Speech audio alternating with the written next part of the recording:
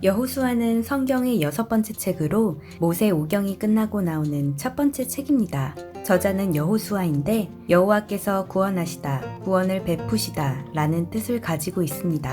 원래 이름은 호세아이지만 민수기 13장 16절에서 모세가 여호수아로 이름을 바꾸어 줍니다.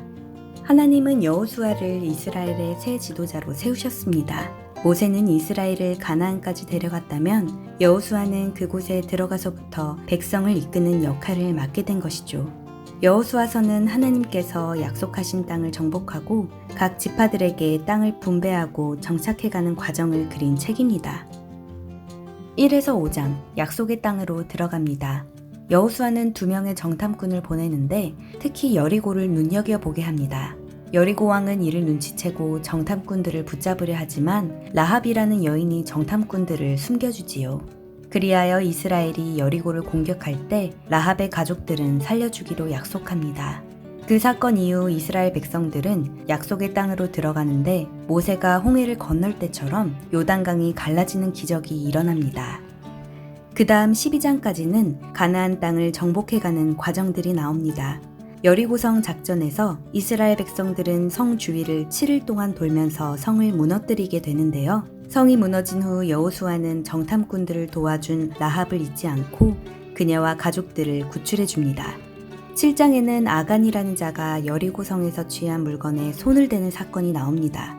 취한 모든 물건을 없애라는 명령을 거역한 것입니다. 하나님은 크게 진노하시고 이스라엘은 아이 사람들에게 패하게 됩니다. 아간이 죄를 고백하고 여호수아가 아간을 죽인 이후에 하나님은 마음을 돌리시고 아이성을 이스라엘 백성들에게 넘겨주시죠. 13에서 22장에는 12지파의 땅 분배 장면이 나옵니다. 이것은 창세기 12장에서 하나님께서 아브라함을 부르신 사건과도 연결이 되는데요. 하나님께서 아브라함에게 하셨던 말씀을 되짚어보면 그 말씀 그대로 이루어진 것을 알 수 있습니다. 다음 24장까지는 늙은 여호수아의 백성을 향한 마지막 말이 나옵니다. 하나님이 이스라엘 백성들을 위해 싸우셨고 약속대로 가나안 땅을 차지하게 된다고 전합니다.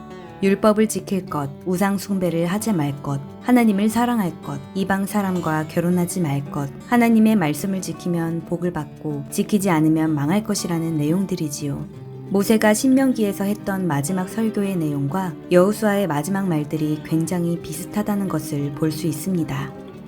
하나님의 명령에 따라 이스라엘을 이끌었던 지도자 여호수아는 110세의 생을 마감하게 됩니다. 모세가 죽은 후 이스라엘의 남은 여정이 어떻게 이루어지는지를 볼 수 있는 책, 여호수아서를 꼭 읽어보시기를 바랍니다.